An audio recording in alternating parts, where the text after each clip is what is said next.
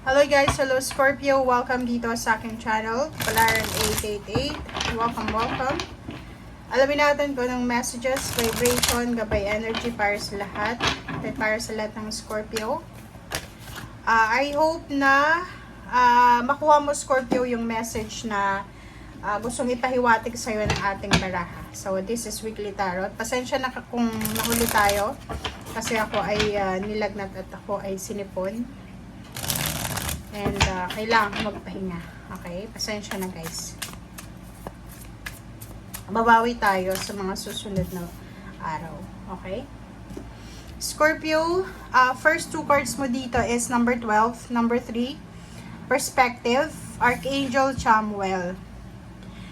Ang message sa'yo ni Archangel Chamuel ay para siyang hangman. Okay? Hangman to. Na may paraan. Okay, kung ano man ang gusto mong mangyari sa buhay mo, may choices and decision ka ngayon na kailangan gawin. Sinasabi na kailangan mo munang mag-pause, kailangan muna nating tumigil para mag-reflect, makapag-isip, makapaghanap ng tamang information, and makapag-research ka kung tama ba itong gagawin mo, Scorpio, or hindi. Dito sinasabi na huwag kang susunod sa kung ano yung takbo ng mundo sa ngayon. Dare to be different.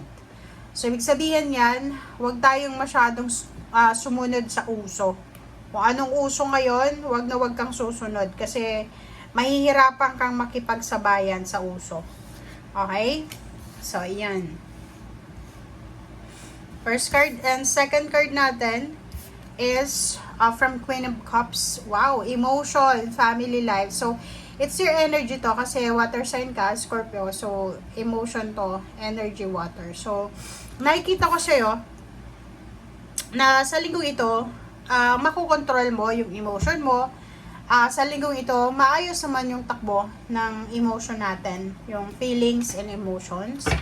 And kung ikaw ay mother, sinasabi ng bara sa'yo dito na bago ka gumawa ng anumang desisyon, make sure na isaalang-alang mo yung anak mo, kung may anak ka, pamilya. Okay? Huwag kang magdedesisyon na pwede mong pagsisihan, okay, sa bandang huli. Okay. The Star, the Sun, the Devil, Three of Cups, and Ace of Swords. Okay. So, kung makikita mo yan, Scorpio, nandito yung major arcana sa buhay mo. 3 major arcana siya. So, ibig sabihin, marami kang pangarap sa buhay, Marami kang pangarap talaga. Punong-puno ka ng goals and dreams, parang ganon. Etong the Star na to is a manifestation na on the way na yung fulfillment of your dreams. Etong the Star na to is a manifestation na lahat ng gusto mo, makukuha mo. You can manifest lahat ng gusto mo. And the Sun na to, if yung isa sa mga dreams mo is yung maging maligaya, maging free ka sa kung ano man na relationship, toxic na relationship, or maging free ka sa utang, marami ka bang utang or anything, possible yan na mangyayari sa'yo.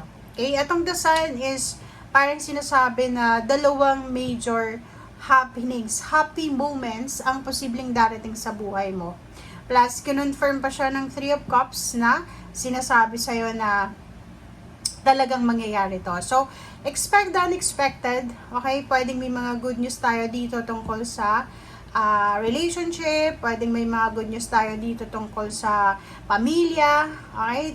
If you're having a problem with your parents, siblings, in-laws, or asawa, live-in partner, anak, nakikita ko sure dito na makakatanggap ka, it's either sa end ng week or pwedeng end of February, makakatanggap ka ng balita na pwedeng magdala sa'yo ng posibleng kaligayahan. Pwedeng yung balitang ito is from Capricorn or any fire sign or earth signs na zodiac sign. But be careful kasi yun na nga, pag may saya, may lungkot. 'Di ba? Pag may may success, may maiinggit sa'yo. So, nandito na naman yung the devil na to. Okay?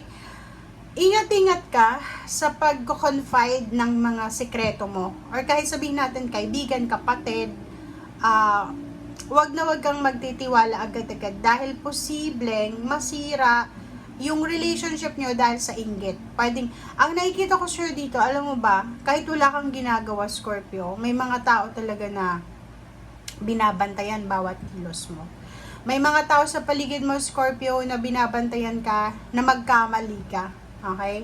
So, kailangan mo talagang, hindi sa pagiging perfectionist, kailangan mo talagang be true sa kung ano yung gusto mong mangyari. Kahit bantayan ka nila, ayos lang yun, kasi human being ka eh. Nagkakamali ka, so kung magkamali ka man, ayos lang yun. Okay? Okay, so sa ping relationship naman, if you're having a relationship na toxic, or nakikita ko sir dito na namumroblema ka sa relationship mo. Okay? Pwede yung karelasyon mo is unemployed, pwede yung karelasyon mo ay may problema siya sa career niya, or sa parents niya, or sa siblings. And nakikita ko sir dito yung 9 of Swords na hindi ka makatulog, or pwedeng siya yung hindi makatulog dahil sa problema niya sa buhay. Which is, pag hindi siya nakatulog, lalo na asawa mo na yan, live-in partner, apektado ka, diba? And 2 of Pentacles and King of Cups. So, nakikita ko sir dito na kung may mga problema ka sa pera, okay? Queen of Swords kung may mga problema kayo sa pera, nandito yung Death card, sinasabi na lahat ng pinoproblema mo sa pera, like for example, nahihirapan kang balansehin yung salapi mo. May kinikita ka naman, is either may career ka or business, mayroon ka namang konting ipon, pero end of the day, palagi pa rin na kapos. Parang ganun. Nag-comment ka nga sa comment section, kasi nakikita ko sir dito, Scorpio, na sobrang yung eagerness talaga na makaalis ka na sa sitwasyon na yan, natapusin na yung problema yan sa pera, sa relationship.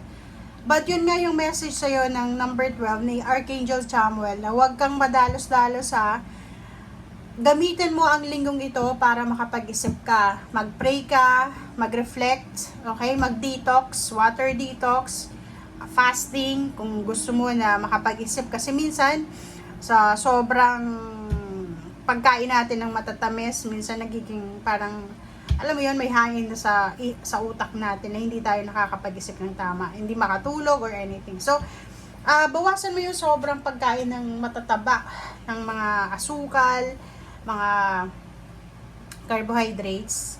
Kasi, hindi ako doktor, pero dito sinasabi ng barahan na minsan, sa kinakain natin, kaya tayo nadidepress or nagkaka-anxiety, hindi nakatulog, or anything. So, yun, ang nakikita ko sa'yo dito. Maraming salamat. Bye!